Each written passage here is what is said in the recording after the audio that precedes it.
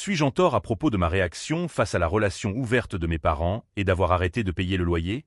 Je, 18e, vis avec mes parents et je paie un loyer depuis que j'ai 16 ans, car financièrement, mes parents seraient dans la merde sans mon aide. Il y a quelques mois, mes parents m'ont dit qu'ils voyaient quelqu'un et que leur relation était ouverte. Je m'en fichais tant que cela ne m'affectait pas, jusqu'à ce que ce type qu'ils voyaient commence à passer des nuits chez nous. Il agit comme si cet endroit était le sien, essaie de me dire quoi faire et mange toute notre nourriture. J'ai essayé d'en parler avec mes parents, mais ils m'ont simplement dit que c'était leur maison, donc ils peuvent inviter qui ils veulent. J'ai vraiment essayé de supporter la situation jusqu'à ce que ce type essaie de discipliner mon chien. J'ai pété un câble, ce n'était clairement pas la manière de discipliner un chien, et Jean avait déjà assez de ces conneries. J'ai crié à tue-tête, l'insultant de tous les noms comme « connard » et « profiteur », et d'autres insultes probablement trop choquantes pour les écrire ici. Mes parents se sont précipités pour voir ce qui se passait et m'ont fait des reproches.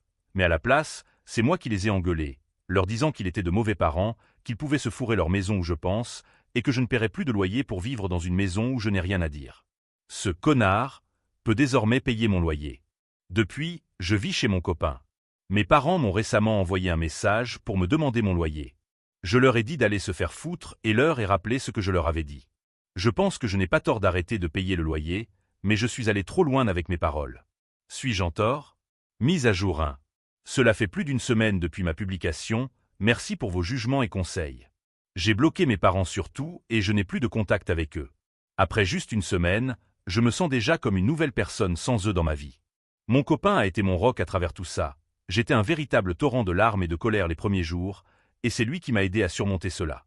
Je vis actuellement chez lui, nous louons, mais nous cherchons un endroit à nous, car le bail actuel va bientôt expirer.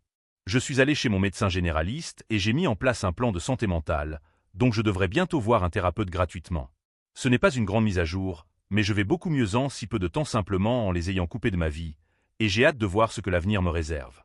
Mise à jour 2. Salut, je pensais vous donner des nouvelles pour ceux qui ont demandé. Mon copain et moi avons maintenant trouvé un nouvel endroit que nous louons ensemble. Nous avons emménagé il y a une semaine, donc nous avons été assez occupés.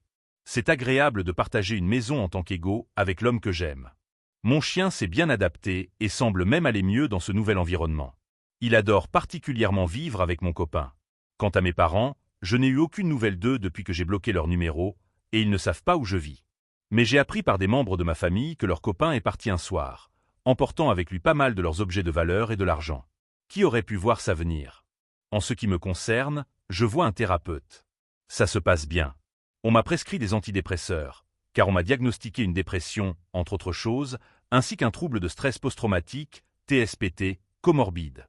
Je suis encore en plein travail sur moi-même, mais je pense que c'est un très bon début pour aller mieux. Les premières séances étaient difficiles, et j'ai dû avoir mon copain à mes côtés, mais il est devenu plus facile de parler à mon thérapeute, et je n'ai plus besoin de la présence de mon copain. Pour une fois, j'ai hâte de voir ce que l'avenir me réserve.